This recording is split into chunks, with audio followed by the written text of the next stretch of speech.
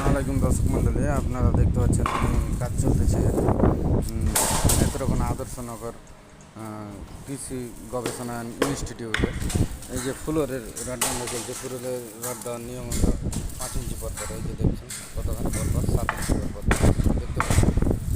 তারপরে ফ্লোরের ঢালাই কম যেন খায়, এই জন্য দেখতে পাবেন যে আলু নিয়ে নেওয়া হচ্ছে। আমরা বলেছিলাম জুলাই গণঅভ্যুত্থানের সময় যে উই আর জাস্টিস, তো এর নাম জাস্টিস। এই যে দেখতে পাবেন, তো করার কিছু নেই। এখানে যারা কাজ করতেছে ওনারা হুকুমের গোলাম।